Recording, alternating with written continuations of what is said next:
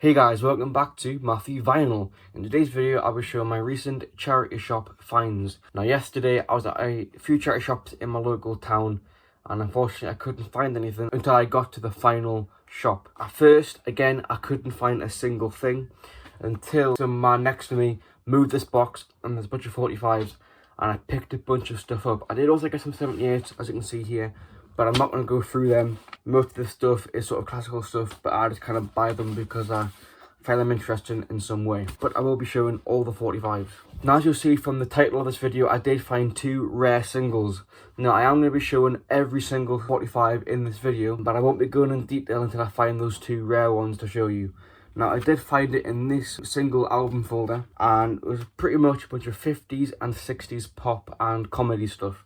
Stuff that I kind of like. First one is Al Saxon sings Frank Sinatra. Now, I don't know too much about Al Saxon, but I do like Frank Sinatra's music a lot, so I thought, why not pick it up? Now, this is an Elvis EP. Now, this EP is not the rare record. We'll get to that very soon. But this is Elvis's EP, literally called Elvis Presley. It does have some very good songs on them, of course. And yes, not rare, but of course a cool find. And then I did pick up this Glenn Miller EP. Of course, Glenn Miller is one of my favourite musicians from that time period, so I thought, why not get this? And the next one is this cool Spanish EP. I don't know too much about this sort of stuff, but I thought it was pretty cool to pick up because it's foreign and I like getting that sort of stuff. The back cover is absolutely ruined, but apart from that, it's pretty cool to find. Now, this next one is another cool, interesting release. Again, not too much of my music, but it's actually an Australian pressing of My Fair Lady, which, again, it's cool. It's an international pressing, which I like collecting a lot, so there you go. And I did also pick up this Bernard Cribbins single. Comedy stuff, really, but cool to find. Now, this is the first of the rare stuff that I got. Now, if you guys are familiar with early 60s and mid 60s British singles, you should be familiar with Joe Meek, of course, an iconic producer of the 60s. Now, this one I didn't know at all until I found this in that folder, but it is Chad Carson with Stop Picking On Me, and it is backed by They Were Wrong from the film Farewell Performance. Now, again, this is not one that I'm familiar with, but on Discogs, this can fetch up to £35–40. So it is quite a rare single, and it was cool to find. Again, some Joe Meek stuff are cheap to find, and some Joe Meek stuff are quite expensive to find, and this is one of them. And it is in pretty much very good plus condition as well. It's got a few minor scratches, but apart from that, it is in very good condition. So, very happy to have this. Now, this next 45 is the cool Elvis rare one. This is Elvis Presley, Are You Lonesome Tonight? Now, you might think the label is a bit knackered, because it is, and the record was a bit dirty. I did give the record a clean with my cleaning kit. However, I thought this was an American pressing when I opened up the folder, and I didn't pay attention to the label too much because I was stuck for time and I threw it as fast as I could, and I also wanted to see what else was in the little folder. Now, a few hours later, when I was cataloguing all this on my Discogs, I found that this is actually a Philippines pressing. Now, you can actually see Philippines stated right there on the label. You might not be able to see it too well because, again, the rim text is a bit damaged, but this is a legitimate Filipino pressing. Now, my label is slightly different to the one that was on Discogs, so of course I had to add this onto the database.